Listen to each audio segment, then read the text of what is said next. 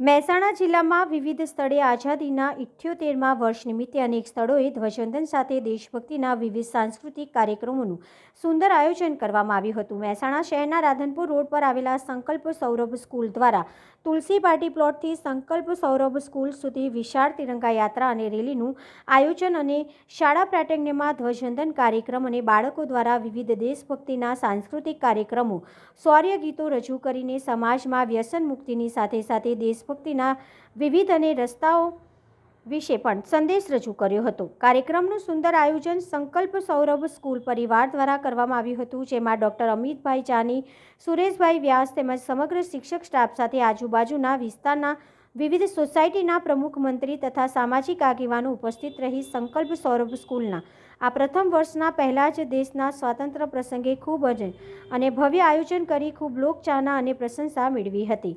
પહેલી જ વખતના આવા સુંદર અને ભવ્ય આયોજન બદલ વિસ્તારના સ્થાનિક આગેવાનો પણ શાળા પરિવારને બિરદાવેલ અને પિયુષ કુમાર રાવલ દ્વારા શાળાને આવનાર સમયમાં દરેક પ્રકારે તમામ સ્થાનિક આગેવાનો દ્વારા જરૂરી સાથ સહકાર અને સહયોગ આપવા માટે તૈયારી બતાવી હતી અને શાળાની ખૂબ પ્રગતિ અને નામના પ્રાપ્ત થાય તેવી શુભકામના પાઠવી હતી। આભાર। બ્યુરો ચીફ પાર્થ વ્યાસ, DT ન્યૂઝ લાઈવ 24 મહેસાણા। સ્વાતંત્ર્ય દિન નિમિત્તે અમે જે આ કાર્યક્રમ યોજ્યો છે તેમાં જે લોકોએ રસપૂર્વક ભાગ લીધો છે એ બધાને ખૂબ અભિનંદન। સાથે સાથે દેશવાસીઓને પણ મારી શુભેચ્છાઓ।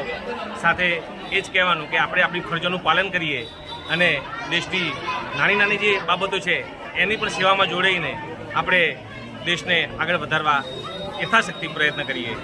સ્વાતંત્ર્ય દિવસની ઉજવણી તો બરાબર છે, એ સિવાય વર્ષ દરમિયાન તમે કેવા કાર્યક્રમો કરો છો?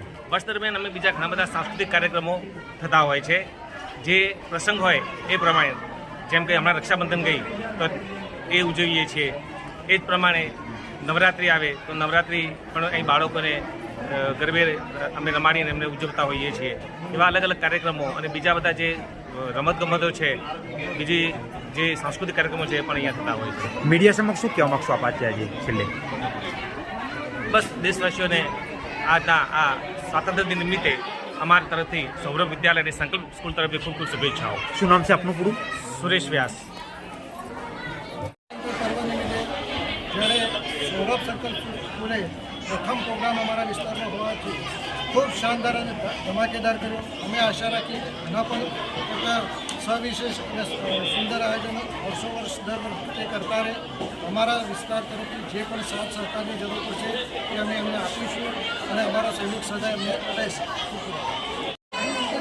78મા સ્વતંત્રતા દિવસ નિમિત્તે માત્ર સ્વતંત્ર મનથી થઈએ, દેશને આઝાદ કરવા માટે સ્વચ્છતા અભિયાન, વૃક્ષારોપણ અભિયાન, બાળકોમાં સારા સંસ્કાર આવે એ માટેના અથાગ પ્રયત્ન કરીએ અને એના માટેનો એક નાનકડો સાંસ્કૃતિક કાર્યક્રમ અહીંયા યોજ્યો હતો, જેમાં સંકલ્પ સૌરભ બંને સંસ્થા દ્વારા ખૂબ જ સુંદર આયોજન અહીંયા કરવામાં આવ્યું હતું।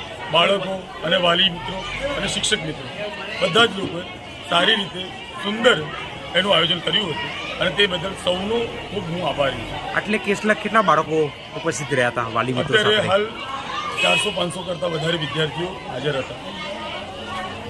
આપનું પૂરું નામ? મારું નામ ડૉક્ટર અમિત પ્રવીણભાઈ જાની। બેન, આપ કઈ બી કહેશો આજના સ્વાતંત્ર્ય દિન નિમિત્તે? નમસ્કાર, હું રુચિ પ્રજાપતિ સંકલ્પ પબ્લિક સ્કૂલ તરફથી આપ સર્વેને 78મા સ્વાતંત્ર્ય દિવસની શુભકામનાઓ પાઠવું છું। સંકલ્પ પબ્લિક સ્કૂલ અને સૌરભ વિદ્યાલય જે ભેગું થઈને આજે જે સાંસ્કૃતિક કાર્યક્રમ જે